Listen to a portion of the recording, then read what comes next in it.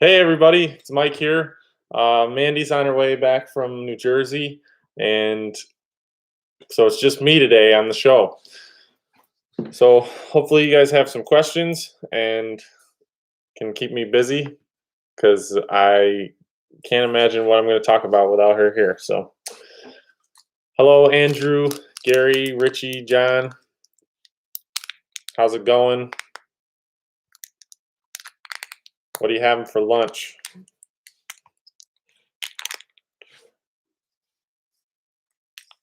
Mix up my drink. So today in the shop, it's beautiful outside, so we're able to clean up and get stuff outside and make room, and it's really nice.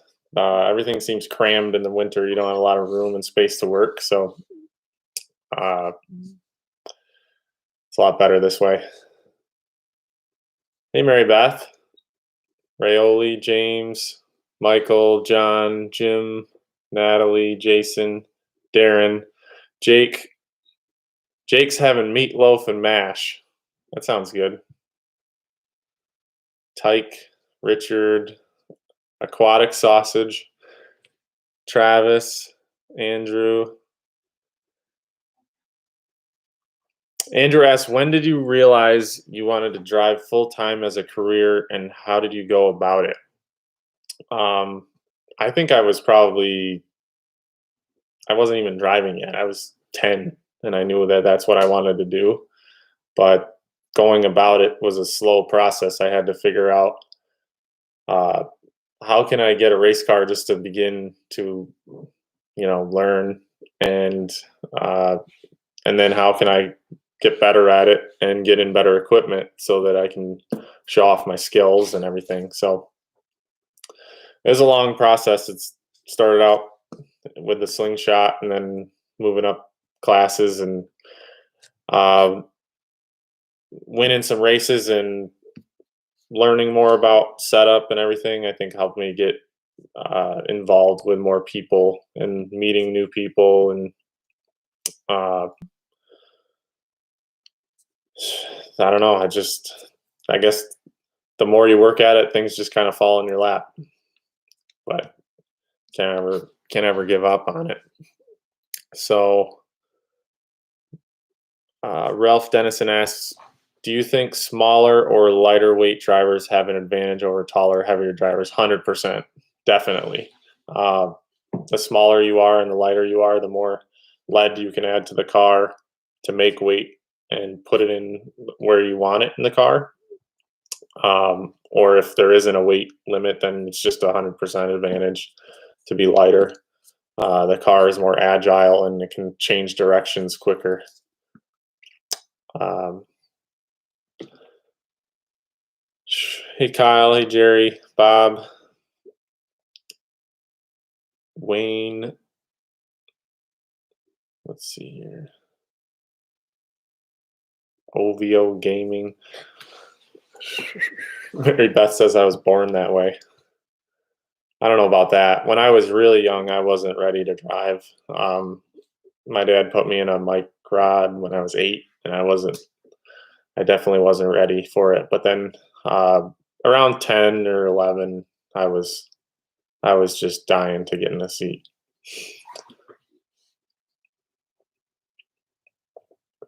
Wayne Stedge asks, Mike, have you seen Max McLaughlin's helmet? Max has a couple of cool painted helmets. I've never had my helmet painted.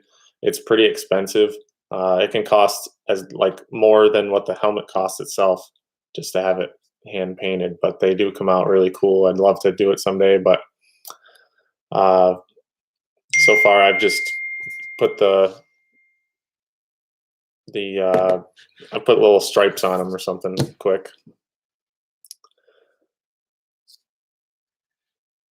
Rayoli asks, since CC racing seems to be starting in PA before big cars, will you go CC racing? And I'm assuming that CC racing, for anybody that doesn't know, is like micro sprints, because They use like 600cc motors. I think that's why they call it CC racing. Correct me if I'm wrong.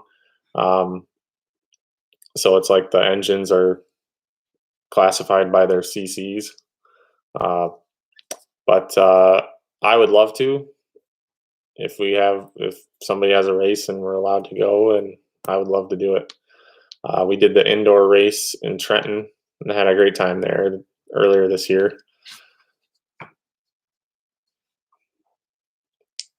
Oh, Cheeks is eating. Tim asks, "Hey Mike, do you ever race in Southern Ontario, Canada?" Yeah, I've been up there to race. We always go up there for the Super Dirt Series, so I'm assuming we'll be back there later this year. Justin, hey Mike, did you ever go to Frontier Town when you were a kid? I don't know where that is.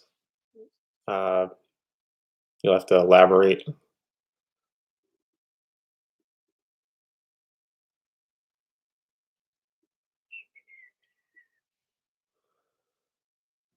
Uh, John Doe asks, any plans on going to any pay-per-view races anywhere? Uh, I would love to. It's all circumstantial. No like solid plans yet, but we're definitely weighing our options on what like people are talking about scheduling races with no fans, and if the circumstances are right, we could go. We definitely have cars and equipment to do it. So most of our stuff that's ready right now is big block stuff. So like it's rule oriented, and then we have to constitute, does it make sense for our team to travel that far, because they're gonna be reduced purses. You got to deal with, we're gonna try to race, but not racing for as much money as we usually do. So that's you got to figure it out, because you can't lose too much, or you hurt yourself, put yourself in a hole for the rest of the year. Caleb Durgan asks, Mike, you ever going to race the Chili Bowl or race a midget? Another thing that I would love to do, it's always been on my bucket list. I loved the Chili Bowl when I went there to watch. I watch it on TV every other year, and midgets are really exciting. I'm a little big for the cars, so I feel like I would, if I did it to do it right, I would need to build a custom car for myself. A lot of the Chili Bowl cars are custom midget chassis anyway, so I think it would be a cool project to build my own. Mike T says, "Hey Mike, heard the Short Track Super Series is heading to North Carolina. You going?" We have to decide by Saturday whether we're going, and I've been in touch with Brett Dale and asking him more about the rules and what goes into play to make this all happen, and we got to find out if it's something that we can do or not. So there's a lot of different aspects that go into whether we can go and race. So I sure hope I can go and race. I mean, as far as driving wise, I would love to go down there and drive, but there's a lot more to it than that. So we'll see what happens. Corey Brown says, "Hi Mike, where's Mandee?" Mandee is on her way back up here from New Jersey. So I'm doing the show solo today. And she'll be back on tomorrow. Jake says, "Are you ignoring the Tri-County question, or did I miss your decision yesterday?" I think it's too early to make the decision, because I haven't had enough information brought to my attention. There's the rules aren't 100% clear yet, and whatnot. I can tell you that 100% I will pay to watch either way, because I want to support it.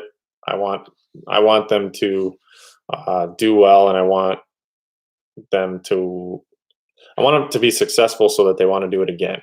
Is the big thing for me. whether it makes sense for me to go down there and race or my team, makes no difference on that. I want to support it in any way that I can.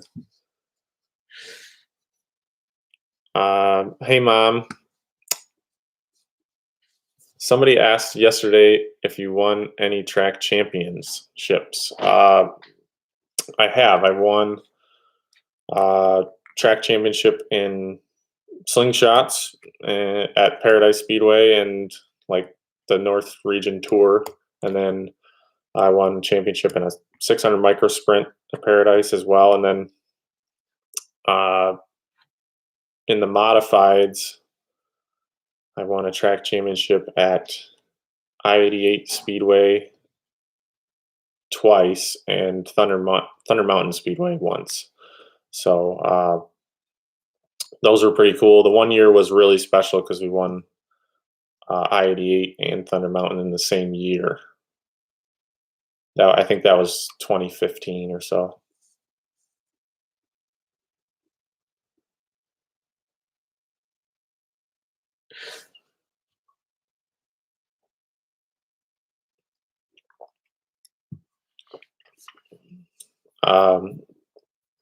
OVO Gaming says, "Are you going to race at Glen Ridge this year?" I live right between there and Fonda. I like Glen Ridge. I like all the tracks. I mean, you're gonna hear me. You're gonna ask me all the time, like, do you like this track? I like them all. It all comes down to, do I have the correct equipment to go race there? So, like, if Glen Ridge has a race where it fits the rule package of what cars that I have, and the purse is high enough for me to travel to go there and race, then we will 100% go, as long as there's no conflicting point races that I have to be at. Larry says, "What is the pay-per-view cost for the Short Track Super Series in North Carolina? I'm watching anyways." I love that comment because I'm the same way. I'm watching it no matter what. There's a lot of people that complain if it's uh, whether it's $25 or $50. They're like, "I'm not paying that much." I guess you're not that into it then, in my opinion. I mean, for me, I feel like I want to support it, and I think it should be a really good race and good entertainment. So for me, I don't even care what it costs. I'll pay for it. So, because the thing is you're going to save money by not having to drive to the track. You're not going to have to go to the concessions and pay extra money for food and all that. I mean, you would have spent well over whatever they're going to charge you to watch the pay-per-view, and you can sit on your couch and eat popcorn and do it. So to me, it's worth it.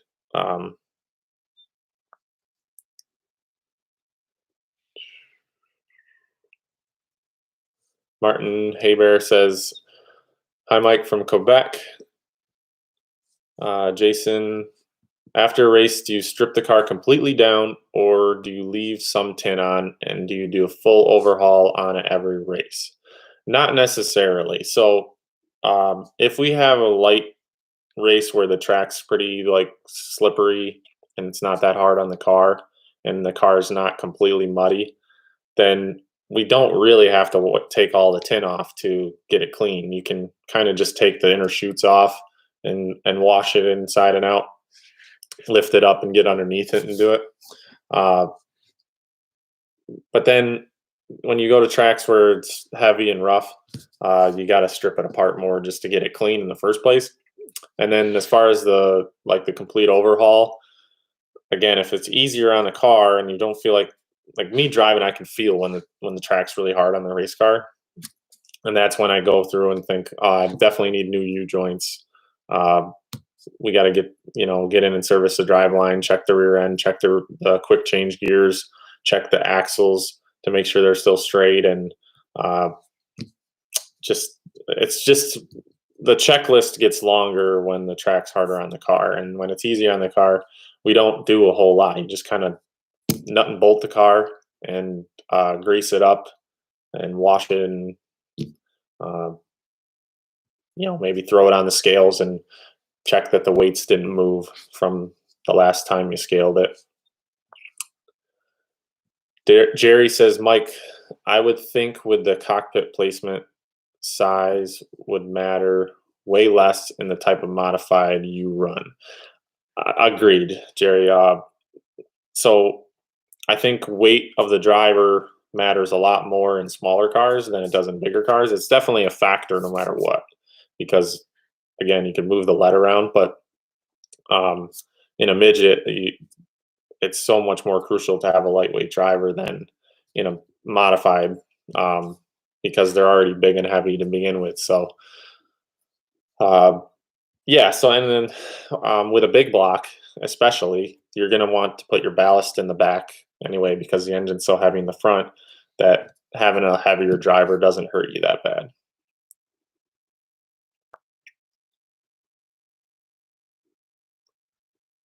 Somehow I zoomed in on the comments and they're huge. I'm having a hard time. Uh, Larry says, Mike, how much does weight distribution matter in a big block? Uh, a ton.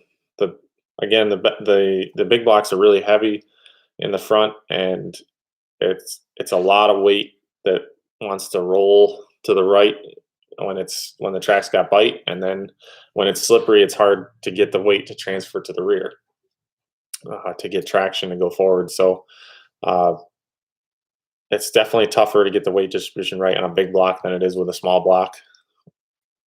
That's for sure. Uh,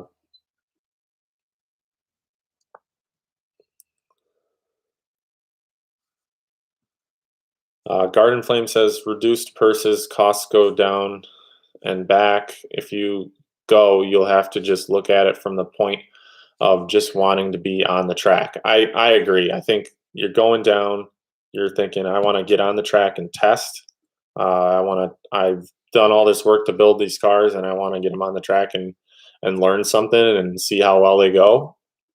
And on top of that, I want to go support the event because it's the only one going on right now. So those are the positives and the reasons that I would want to be there.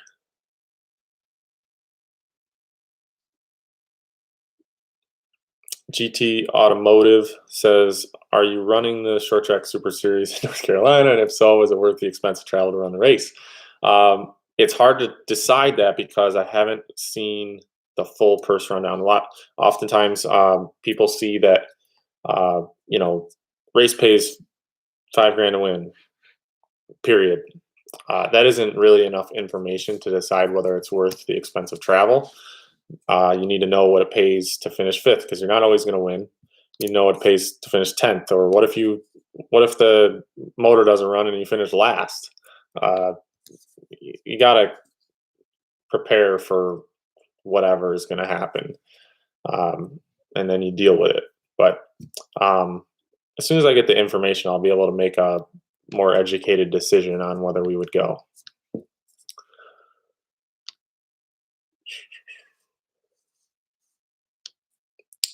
Jake says he's in for pay-per-view in North Carolina also. That's great, man. I think it's awesome that people want to support this and watch. Andrew, thoughts on why Shepard and Friesen are so good no matter where they unload? Well, first of all, they have a ton of experience. They're great drivers. And through experience, I think you learn what to do and what not to do, both driving and with working on the car. And the more success you have, it builds your confidence. It also tells you what's the right thing to do and what's the wrong thing to do. And you learn things not to do. And when that list of things to do correct, like you're doing things correctly, gets longer, it's much easier to perform well. I know it's more complicated than that, but I'm trying to just put it in like a basic perspective. Alex says, how much does your race car cost as it sits right now? It doesn't cost anything to sit there. That's the thing. So like when they stay in the garage, they don't cost you money. And that's why it's hard to decide what races to go to, because as soon as you roll them in the trailer and start going somewhere, the costs go up. So the only thing we're spending money on now is like R&D stuff. We're trying to make our cars better, and just clean them up and make everything cleaner and easier to work on and more organized in the shop. So like when we do start racing full time again, we will uh, have everything go smoother. Like when you wash the car, the panels are laying everywhere. Well, we got better places to put them and roll them around, and uh, we have a new fabrication table to build stuff. We have a ton of improvements just to the shop that will reduce the time it takes to turn a car around for the next race. And I think when you can do that faster, you have more opportunities to race later on. Uh, can be You don't have to buy Mandee ice cream if you stay home. That's not true. Sometimes I still have to buy her ice cream even when we're home. Depends on depends on the day. Wayne Taylor, Mandee better be listening in the car. Come on, drop a comment at a red light. I think she commented below. She says, "Of course I'm here." So Corey, Mike, do you like late models? I think late models are awesome. I love that they look like an actual car compared to like a modified or sprint car. Don't really look like your daily driver. So for a new fan, it's hard for them to understand what they are. But a late model, a new fan can jump in and relate to that car. Uh, One thing that's challenging for me is late models used to drive around the track flat, and uh, the racing was more like the street stock division, except uh, with more technology involved. Now the technology in late models has gotten so crazy that they're hiked up on the left rear so hard to get the spoiler up in the air that the left rear is almost solid. They drive around like go-karts, and if the track's got any bumps in it, they can't handle it. I mean, the track surface got to be perfectly smooth, or I don't know. It's turning into, they're running on bump stops and things like that, and uh, it's getting away from dirt track racing and more like they prefer the track to be like slick or rubber down, uh, than to have some inconsistencies in it that make the racing exciting to me. But all that being said, I mean, those are just me critiquing them, but I still love late model racing, and I see a lot of good races when I watch online. I paid to watch the pay-per-view from Boyd's last weekend, I think, and also what's the other one? Cherokee, and I really enjoyed watching those. Jared says, "Hey Mike, you racing in Canada at all this year?" We plan on it when the Dirt Series gets back going. We would follow the tour up there for their scheduled shows whenever they may be. Of course, it's up in the air right now. Mike says, "How old is the oldest car you still race in?" 2014 is the oldest car we have in the fleet right now. We got 2014, 2017, and 2019, 2020. They're all very similar cars. They just were built in different years, and the 14 has a lot more laps on it than than the 2019. That's for sure. Alex says, "How much does your modify?" Oh, he already asked that question. Sorry, this thing scrolls automatically. I get lost.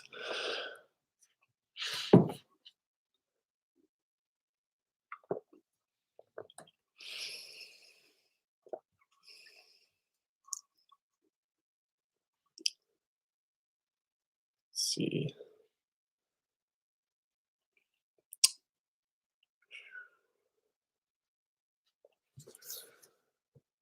So Jake says, FYI, Mike, one guy asked how much pay-per-view costs. For both nights, you can watch for $50, $49.99, or for one night, it's $29.99. So, uh, yeah, I mean, you could watch the first night for $30, and if you like it, pay another 30, it's 60 total, or just jump right in and pay $49.99 right off the bat. I'm sure you'll see some great racing, so I wouldn't hesitate. Um, and you know, the thing right now is like, when's your next opportunity to watch a live race going to be with modified? So I know I'm going to be watching. Uh, Corey Brown, Mike. Let's see. Richard says, "Hey Mandee, drive safe and don't text and drive." That's a big one. I know a lot of people getting more comfortable with that, but it only takes one time where you're not paying attention, something bad, really bad could happen. So make sure you pay attention on the road.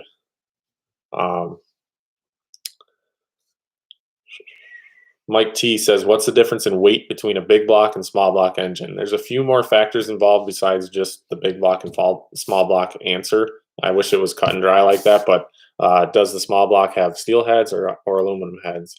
Does the small block have a dry sump system like the big block does?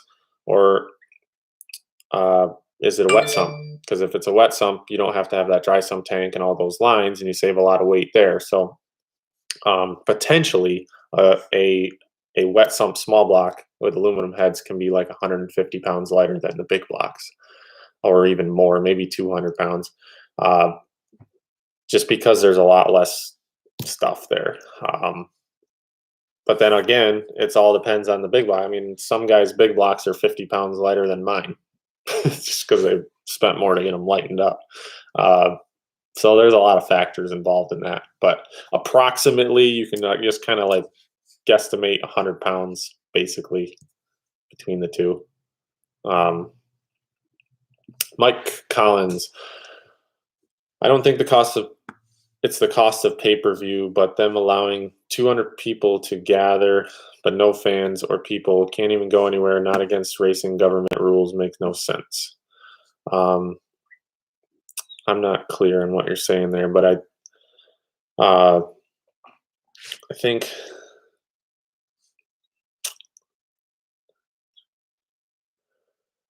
I don't know. I mean, I think that as far as gatherings go, if you're staying safe and whatnot, and then and you have a healthy immune system, this isn't going to kill you. So I don't think the risk is there. I definitely think that people that are in risky health situations should definitely stay home.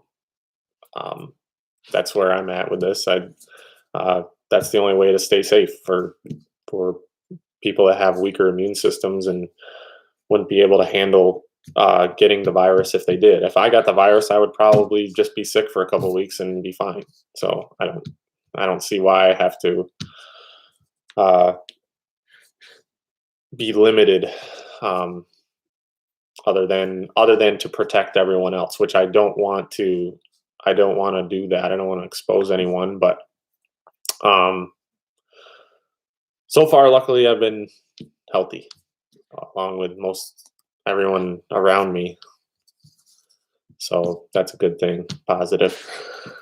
Hot Rod, why do the Hunt the Front guys put a mud plug under the mud cover on the right front?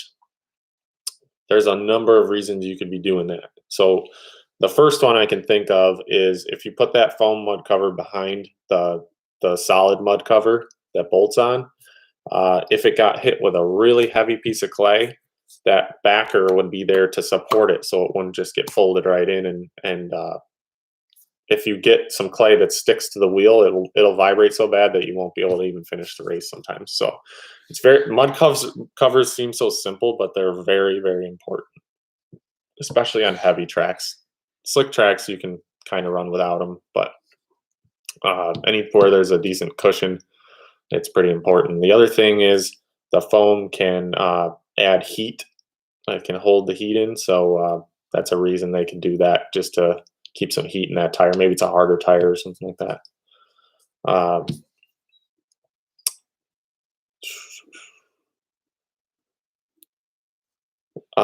Mike, should they up the big blocks and 358s to what the sprints run?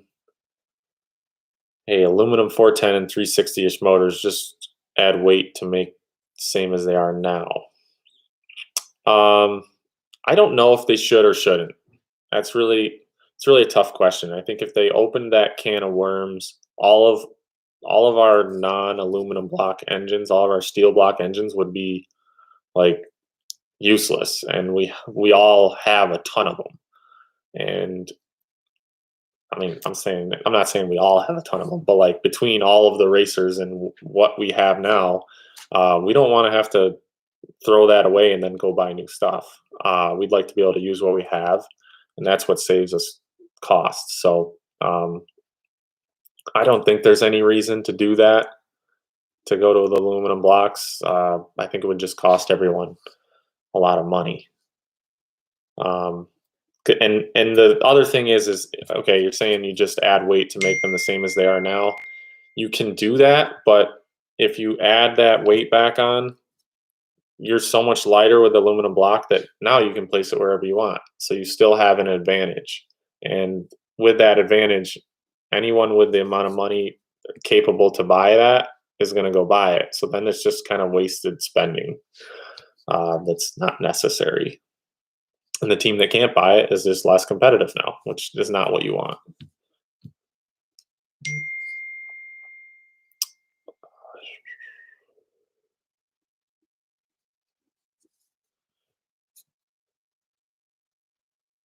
John Doe asks, "Does Mike Parati stop at the shop from time to time?" He's only been to the shop a couple times. I think he's pretty busy with what he's got going on. He lives not too far from here, up near Plattsburgh.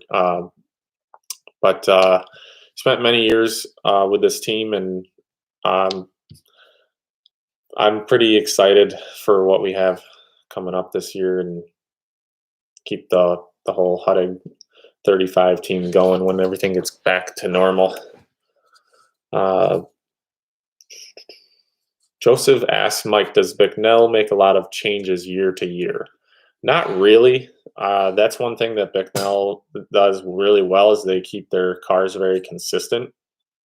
So when you get a new car, you can set it up the same as the last one and go out there and be really good. So um, that's a positive to me, that they don't change much.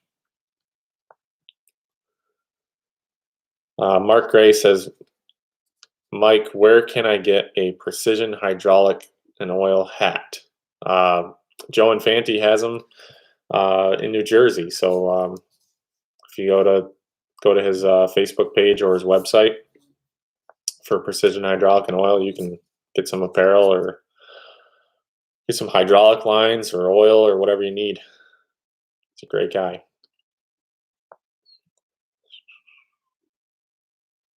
Mandy says, "Just letting you know you're past your 30-minute mark, but you're doing a great job.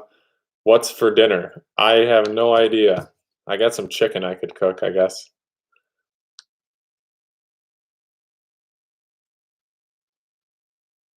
Oh, so he says the reason he asked about the engine blocks was that I said the big blocks are getting harder to find. So the 410 360 would be the next update. That is true. That the original blocks are hard to find, which were the affordable thing for me to do. But you can still get a dart block.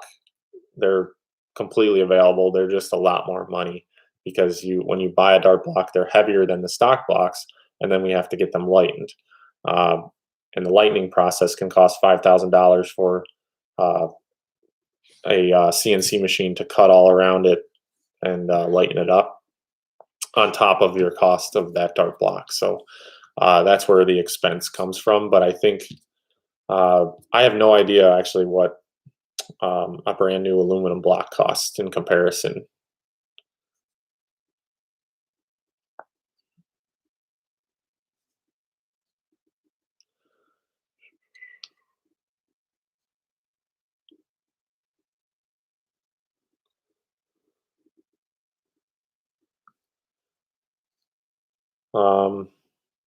My Mason says, let's see, I don't know. Michael says, Mike, what are you looking at going? Are you looking at going to the Fonda Speedway 200 again? I would really hope so. I think that was a big race last year, and uh, the payout was really good for second. So I think we're close in that event to winning, and we'd love to be back. Donald says peanut butter sandwich. I could go for a peanut butter sandwich. That would be quick and easy because I want to get back to work. What else we got?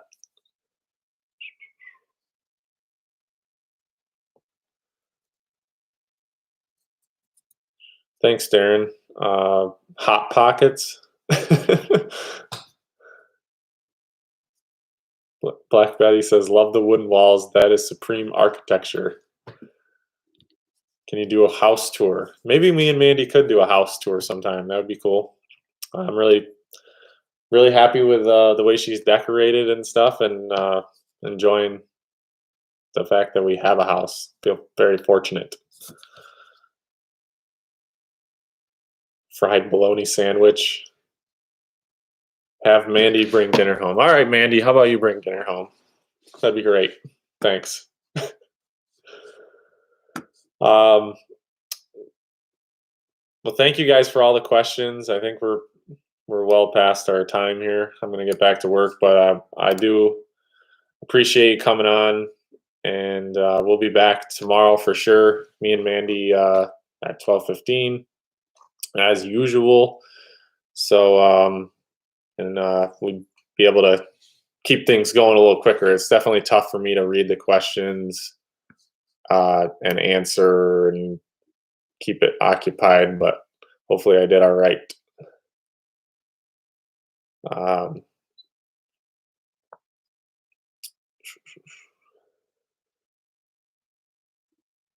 So yeah, thanks again for watching, guys, and stay safe, and see you soon, and support the races that are on TV right now. That's all we got. So thanks a lot. And let me see if I can. I don't know what I did here. I zoomed in and I can't find the button.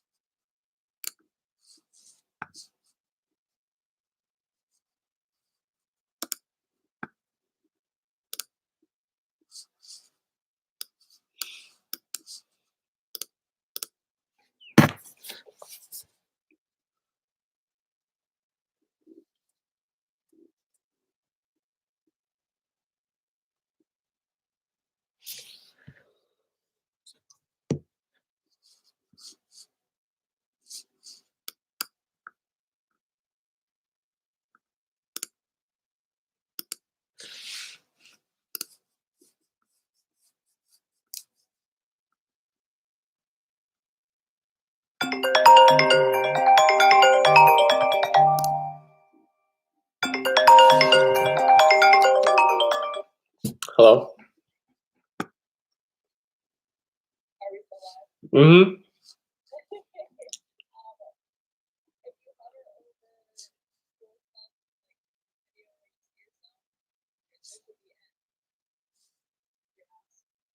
I know, but somehow I zoomed in. I don't know what I did even.